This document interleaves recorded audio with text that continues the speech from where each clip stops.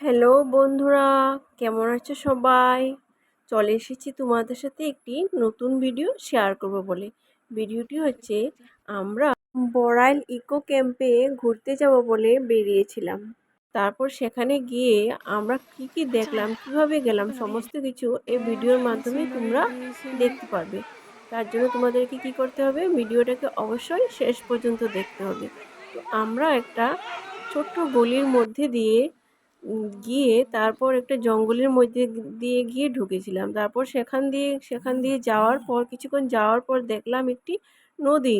নদীর পাশে ছিল একটি ব্রিজ। তারপর দেখলাম আমরা যে পার্কে যাব, সেই পার্কে যাওয়ার জন্য এই ব্রিজটা ক্রস করতে হবে, ব্রিজের উপর দিয়ে যেতে হবে, নইলে নদী পার হয়ে যেতে হবে। তো ব্রিজটা আগে ভালোই ছিল, সবাই আগে ব্রিজ দিয়ে যেত, কিন্তু আমরা যখন গিয়েছিলাম তখন দেখি ব্রিজটা ভাঙ্গা। তো আমরা কিভাবে যাব সেটা নিয়ে আমরা ভাবছিলাম, কারণ অনেকটা পথ যাওয়ার পর যখন ঘুরে আসতে হয় তখন তো মনটা খুবই খারাপ লাগে না। তো সেটাই ভাবছিলাম, এখন এখান থেকে ঘুরে চলে যাব, এতটা দূর আসার পর এখন এখান থেকে কিভাবে ঘুরে চলে যাই। তো ভাবছিলাম কি করা যায়, কারণ ব্রিজ ভাঙ্গা, ব্রিজের উপর দিয়ে তো যাওয়া সম্ভবই না। আর যদি যেতে হয় তাহলে নদী পার হয়ে যেতে হবে। তারপর দেখলাম নদীতে জল বেশি নেই। তো কি করলাম, জুতো হাতে নিলাম, হাতে নিয়ে নদী পার হলাম।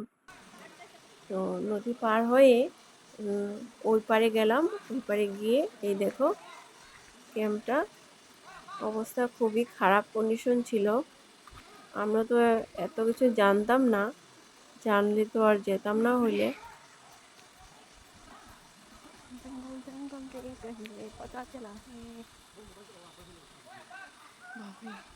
মানে এরকম কেন হয়েছিল, তারপর আমরা বুঝতে পারলাম এখানে আমরা যাওয়ার কিছুদিন আগে মানে 1-2 মাস আগে প্রচুর ফ্লাড হয়েছিল, প্রচণ্ড বড় ফ্লাড হয়েছিল, যার জন্য এই ক্যাম্পটা অনেক দিন বন্ধ ছিল। বন্ধ থাকার জন্য এই কন্ডিশন হয়ে গিয়েছিল। এই দেখো,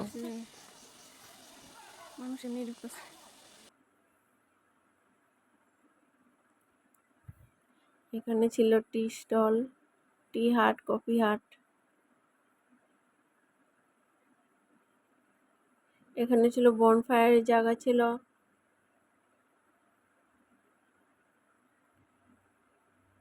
পাশেই নদী, নদীর পাশে এরকম একটা সুন্দর পার্ক বলো আর ক্যাম্প যাই বলো, খুবই ভালো ছিল আগে, খুবই সুন্দর ছিল। সবার মুখে শুনেই আমরা ভাবলাম যাব যাব বলে আমরা অনেকটাই দেরি করে ফেললাম।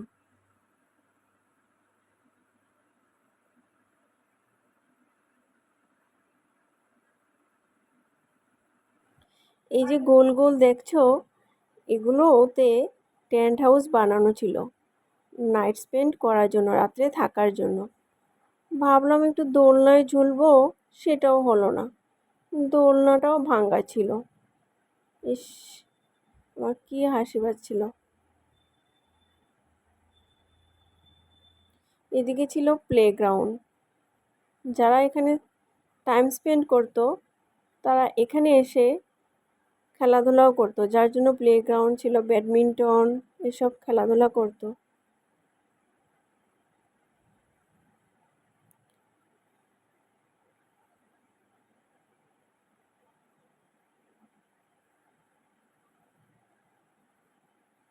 আরও কি আছে সেটা দেখার জন্য তোমাদেরকে একটু চলো ওই দিকে নিয়ে যাই।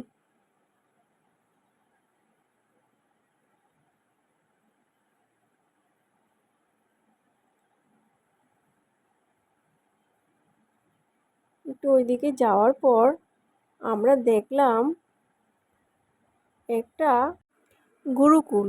আগেকার দিনে ছাত্রছাত্রীদের পড়ানোর জন্য যেরকম গুরুকুলের ব্যবস্থা ছিল, ঠিক সেরকমই দেখতে পেলাম আমরা।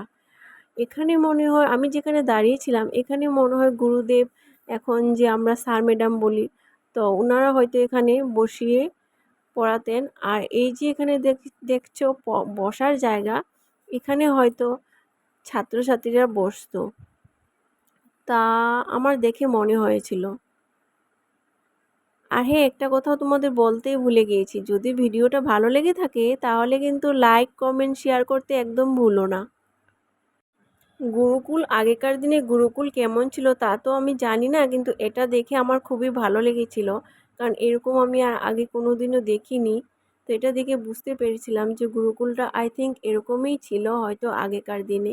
তো ভিডিওটা এখনই শেষ করলাম। Thank you for watching, by.